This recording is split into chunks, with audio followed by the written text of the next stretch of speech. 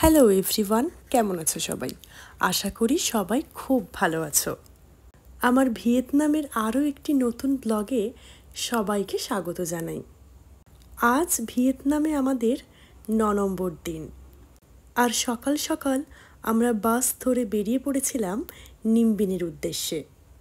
Hanoi থেকে nimbin যেতে 3 ঘন্টা মতো সময় লাগে। সকাল 8টা নাগাদ আমাদের পিক আপ ছিল। আজ থেকে প্রায় 1000 বছর আগে কিন্তু এই নিমবিনই ছিল ভিয়েতনামের রাজধানী।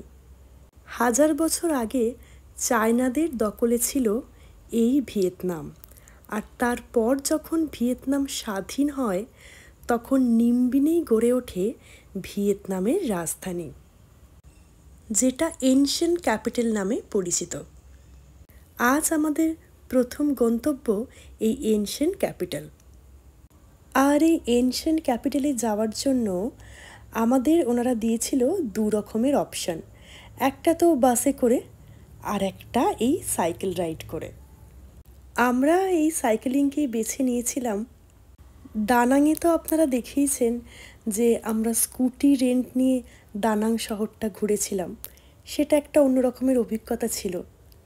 আর এখানে যখন সাইকেলিংয়ের অপশান ছিল তখন এই রোমাঞ্চকর অভিজ্ঞতাটা আমরা একদম মিস করতে চাইনি। পাহাড়ের কোলে এত সুন্দর একটি ওয়েদারে এইভাবে সাইকেলিং করে যাওয়া সত্যি অন্যরকম। এত ভালো লাগছিল যে ভাষায় প্রকাশ করা যায় না। দেশে আমরা যেরকম বাঁ দিক দিয়ে সব কিছু চালাই, এখানে কিন্তু উল্টো, এখানে ডান দিক দিয়ে চালাতে হয়। তাই প্রথম একটু অসুবিধে হচ্ছিল, কিছুক্ষণ পর সেটা আবার ঠিক হয়ে গেছে। নিমবিনে আপনারা যদি আসেন অবশ্যই ঠান্ডা জামাকাপড় নিয়ে আসবেন। হোচিমিনে আমরা যেরকম গরম পেয়েছি, এখানের ওয়েদার কিন্তু একেবারে অন্যরকম। পাহাড়ি এলাকা তো, তাই বেশ ঠান্ডা। আর যখন হাওয়া দিচ্ছে তখন আরও বেশি ঠান্ডা লাগছে।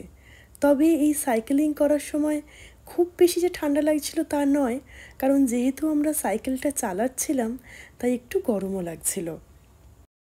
যেখানে আমাদের বাস দাঁড় করিয়েছিল সেখান থেকে 2 কিলোমিটার রাস্তা ছিল এই এনশিয়েন্ট ক্যাপিটালে পৌঁছানোর জন্য, আর আমাদের সাইক্লিং করে সময় লেগেছিল 20 মিনিট মতো। আর এখন আমরা যাচ্ছি সাইকেলগুলোকে পার্ক করতে। আর এই রাস্তাটাও কি অপূর্ব, এত সুন্দর একটি লেক আর দুধারে গাছপালায়